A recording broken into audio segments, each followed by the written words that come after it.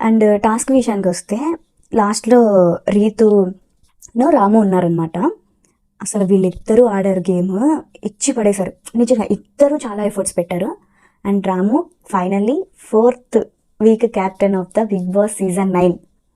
అసలు రాము ఎలా స్టార్ట్ అయ్యాడు అంటే, ఫస్ట్ వీక్స్లో చూస్తే అంటే కొంచెం జాలిగా కనిపిస్తాడు, కొంచెం డమ్గా కనిపిస్తాడు. ఎవరైనా ఒక మాట గట్టిగా అనేస్తే మాట్లాడలేడు, స్టాండ్ కొంచెం తీసుకోలేడు. అంటే ఇటా అటా వీళ్ళు తీసుకున్నా కానీ ఫ్లిప్ అయిపోతూ ఉంటాడు. అంటే కొంచెం చాలా అయోమయంగా అట్లా ఉండే మనిషి. ఈవెన్ నాగ్సార్ ఎపిసోడ్లో, లాస్ట్ సాటర్డే జరిగిన ఎపిసోడ్లో కూడా చాలా ఏంటి ఈ అబ్బాయి ఇంత డమ్గా ఉన్నాడు అని అనిపించింది.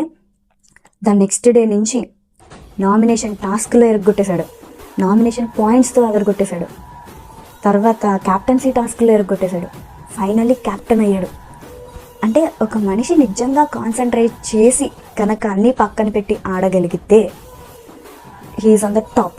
నిజంగా ఆ మనిషి ఎవరైనా కానీ, అమ్మాయి కావచ్చు అబ్బాయి కావచ్చు, వాళ్ళు టాప్లో ఉంటారు అని ప్రూవ్ చేశాడు కూడా. అంత సూపర్గా ఇచ్చి పడేశాడు అసలు ఈ వీక్.